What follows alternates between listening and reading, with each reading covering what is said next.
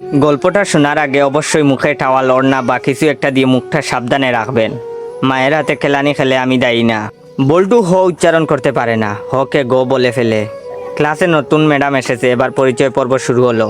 Madam বলল, high ছাত্রছাত্রীরা, আমি পাখি, এবার তোমাদের পরিচয় দাও দেখি।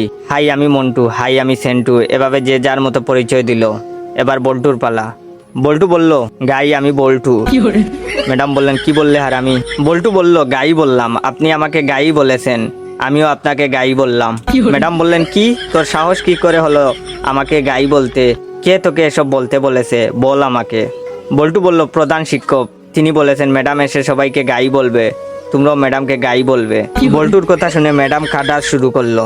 এমন সময় পাশের ঘর থেকে হেড স্যার আসলো। হেড স্যার আবার ক বলতে পারে না, ক কে প বলে ফেলে। হেড স্যার এসে বললেন, কি ব্যাপার ম্যাডাম, এভাবে পাচ্ছেন যে? প্রথম দিনেই ম্যাডাম রে এভাবে পাদানো হলো কেন? হেড স্যারের কথা শুনে ম্যাডাম আরো জুড়ে জুড়ে কাঁদা শুরু করলো।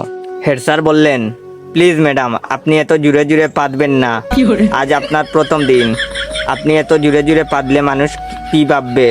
প্লিজ আস্তে আস্তে পাদুন, তাহলে আমরা ছাড়া আপনার পাদার শব্দ অন্যরা শুনতে পাবে না। হেড স্যারের কথা শুনে ম্যাডাম তো কাঁদতে কাঁদতে বেঞ্চের উপর শুয়ে পড়লো। এমন সময় টিওনো হাজির। টিওনো আবার শ বলতে পারে না, শকে ম বলে ফেলে।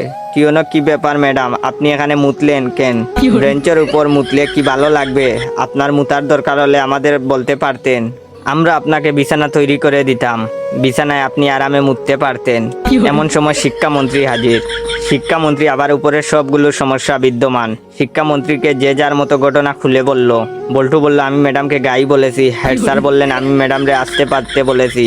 টিওনো বলল, ওদের কথার জন্য ম্যাডাম বেঞ্চের উপর